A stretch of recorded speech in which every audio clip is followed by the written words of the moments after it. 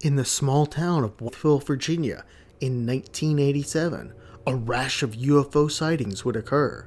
The event, which recorded thousands of sightings over a 3-month period, garnered national media attention and prompted threats from the military to individuals who were investigating the case.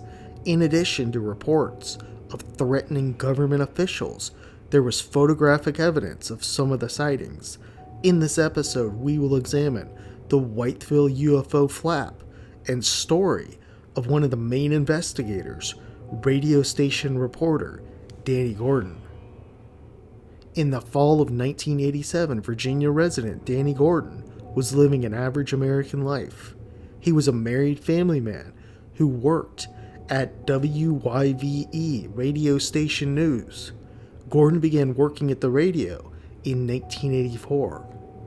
On the morning of October 7th, 1987, Danny Gordon would receive a phone call that would change his life forever. Each day, local Sheriff Wayne Pike would call Gordon and give him updates for potential news stories. That day, though, Gordon would be somewhat surprised to learn that 5 police officers had all spotted a UFO the night before. Gordon decided to put the story toward the end of his broadcast, believing the more important news existed and his listeners would view the story as humorous. To his surprise, though, Gordon received the exact opposite response. Right after the broadcast of the UFO story, the phones at the station began ringing off the hook. Listeners would share their stories, and suddenly Gordon realized there was much more to this than he once thought. With reports continuing to come in over the days and weeks, Gordon decided to put on a show on October 19th, specifically tailored to recent UFO sightings in the area. That show confirmed Gordon's belief that people were seeing something up in the sky. Still, he wasn't convinced it was little green men. Gordon believed it was probably experimental military aircraft, and he decided to begin calling military bases. The military, though, assured him that none of their aircraft had been in the sky those nights. Gordon decided they needed to try and obtain some sort of physical evidence. On the evening of October 21st, Gordon and his friend Roger Hall drove out to the southern part of the county, hoping to get some sort of hard evidence. They scanned the sky and saw nothing. After 2 hours, the men packed up their stuff and headed home. Then on the drive home, the men would finally spot what so many had told them about. Gordon saw a strange craft up ahead in the dark sky over an open field. The men pulled over and got out of the car to get a better look. The two would spot a gigantic craft in the sky. They would later say it was the size of 2 football fields. The craft had a dome on top and appeared to be a mothership. It was lit up by different lights, some of which were flashing. As Gordon and Hall watched, a red ball much smaller headed toward the craft and seemingly disappeared inside the ship. The massive craft would then eventually disappear into the clouds. As Gordon and Hall watched the craft vanish, they soon came to the stunning realization neither of them had videotaped or photographed the event. The 2 men were simply too shocked at watching this incredible UFO, while skeptics quickly pointed out the convenience of this. 1 night later, Gordon and Hall would get their physical proof. On October 22nd, the 2 men would go out once again, and this time, snap a photo of the craft.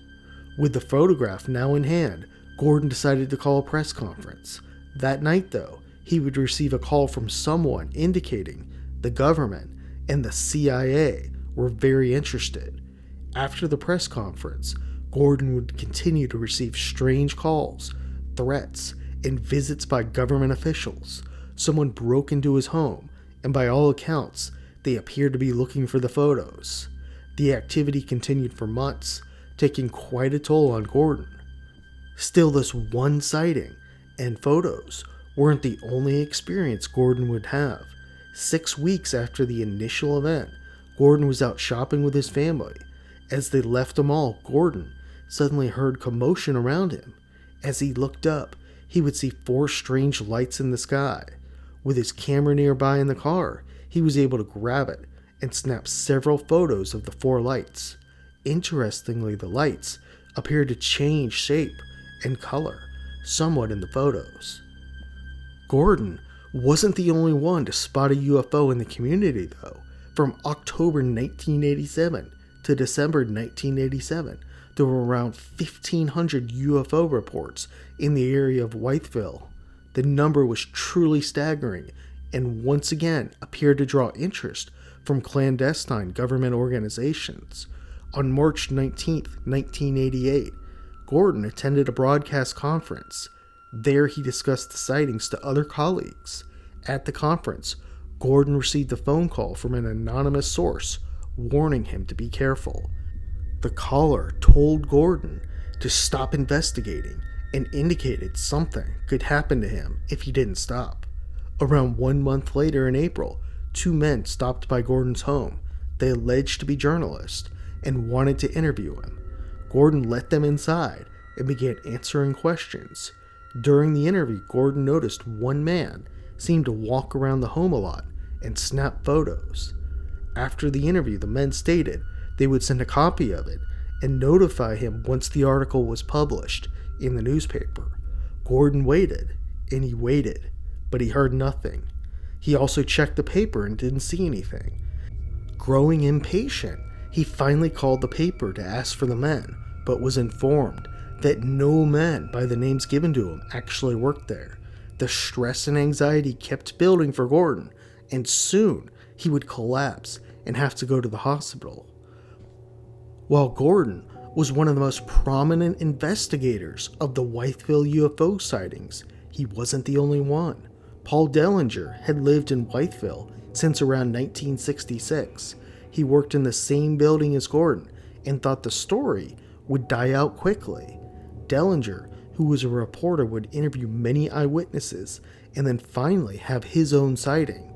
In 1988, as he got home late from work, Dellinger would spot a bright white light over his driveway. He believed it was a street light originally, but soon it started moving. The light then faded, yet Dellinger could still see a dark object moving in the sky. It was tough for him to ascertain the shape and even the size. However, he knew it was there. It made a humming noise and then vanished from sight. As mentioned, there were thousands of sightings in the Wytheville area and surrounding area during late 1987 and 1988. While most of the sightings occurred in late 1987, some would continue over the years, albeit there would be much fewer. Before diving into the theories surrounding the case, it's important to note MUFON, a UFO organization, came in to study the case. One thing that would stand out above everything else in their analysis was that there was a number of reports of a T-shaped UFO craft. T-shaped UFO crafts are extremely rare, and even in present day, they aren't reported very often. However, a large number of residents reported seeing these. For the most part, this event hasn't gotten as much attention as other UFO flaps like the Hudson Valley sightings in the 1980s or the 1952 UFO flap. With so many witnesses, a number of theories have been proposed over the years though. The first is that these sightings were of course UFOs manned by extraterrestrials. It's tough to argue against so many witnesses, and this seems like the most logical explanation. Still, who were these beings, and why did they appear so often?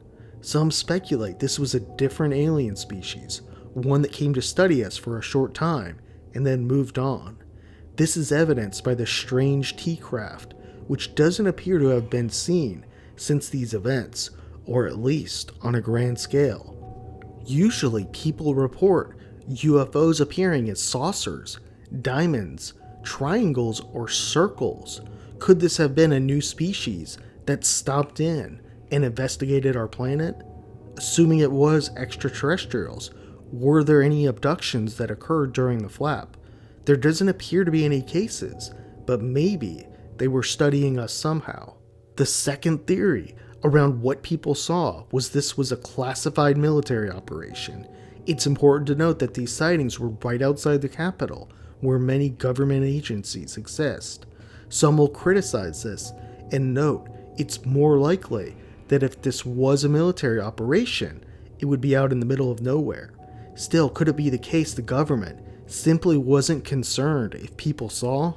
Or maybe they wanted to see the reaction of US citizens seeing UFOs. It doesn't appear that the government descended on the city in large numbers, although they were there to some extent.